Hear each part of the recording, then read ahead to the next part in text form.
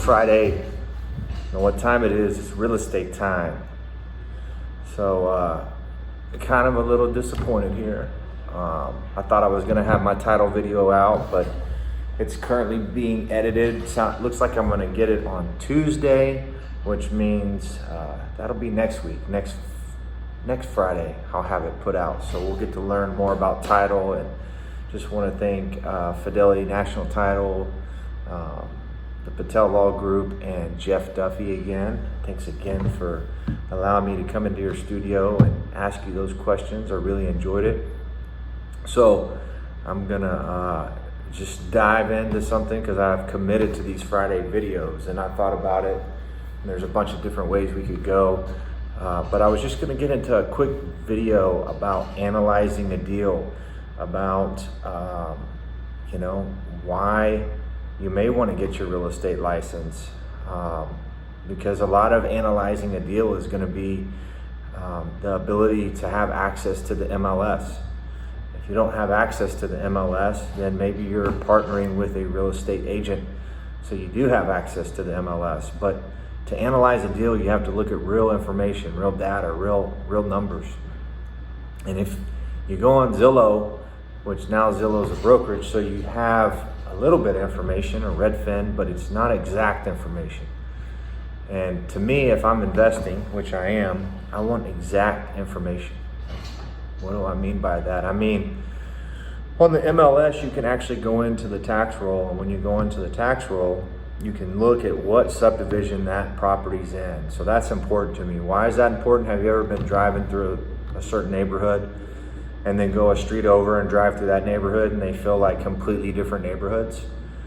Well, so if I'm looking at it as a general perspective, and I'm looking at it as just a radius, and I go, okay, I have a mile radius. That seems close enough, right? Well, within a mile radius, or half a mile radius, or let's even say a quarter mile radius, you're talking about a ton of differences in the neighborhood, the community, the way the community feels, how well kept it is, how do the homes look, what is the access to major thoroughfares, what does the commercial feel like, everything is going to be a part of that. And so investing, I need to understand that. I need to understand what that looks like. And part of that is when I look into the neighborhood, I want to look for real comps. What does that mean? What do real comps mean? It means I'm looking inside the subdivision at houses that have sold in the past, let's say 180 days. Used to, I'd have gone a year, but we went through a pandemic. So what did the market do? How did it change? So I want to get a pretty good snapshot from 180 days. Hopefully I get enough properties. Then when I look at those sales comps, I want to look at the pictures and images that they've uploaded. So when they have pictures and images, I'm looking at it because maybe this property's bringing $140 a square foot and the other one's bringing $160 a square foot. Well, sometimes that can just be because the square footage is different. So it could be a smaller home versus a larger home. Well, I want to look at that. Okay, what does that mean? And how much value can I add if my house is larger, right? Secondly, what was the finish out like? Was the new house updated? Does it look good? Did I go walk it? Maybe I should go walk it. If it's listed, hey, I should go check it out. But I'm looking at sold comps because I want to see what's sold in the community. Through those pictures, I can start to identify some factors that I go, oh, wow, they did a really nice job on the finish out. It looks like it's bringing top dollar in that community. Okay, there's no pool. Okay, mine doesn't have a pool. I want to value all these things, right? Is there a pool? Is there not a pool?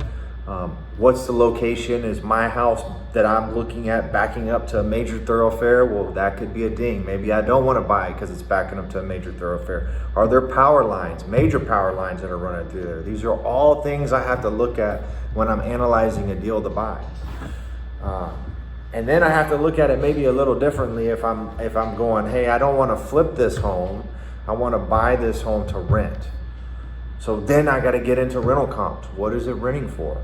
Once again, in that community, what is it renting for? What does that look like? On both sides, how many days on market to get it that rental price? The one that's renting at the highest rate, what's the finish out? What does it look like? Once again, what features does it have? It's the same thing as buying a car, right? Most of you have bought a car. Everyone's bought a car. You go in and you say, well, this car's $25,000, and you walk in there, and then the car you want's $35,000. You're like, why is it $35,000? Well, because it has the wheels you want, it has the stereo system, it has the engine you want, it has all these things. Same thing with a home. When you start looking at it, same thing when you're renting a home. How you're gonna rent it, who's gonna rent it. So all that's gonna happen in analyzing a deal, and that's why, hey, it might not be bad to partner with a real estate agent who understands investment, has access to the MLS, so that they can help analyze the deals with you.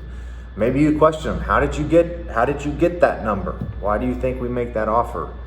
I know the market's crazy right now, and it's hot, and it's so hard to find deals. Well, there's also other ways. There's what people call assignment contracts, and usually wholesalers have them. And I'm actually going to do a video where I interview a wholesaler. I think it'll be really beneficial of just seeing there's just different ways when you start getting into investment on how you can get there and how you can accomplish your goals. The main thing is just being willing to learn and take action behind what you learn.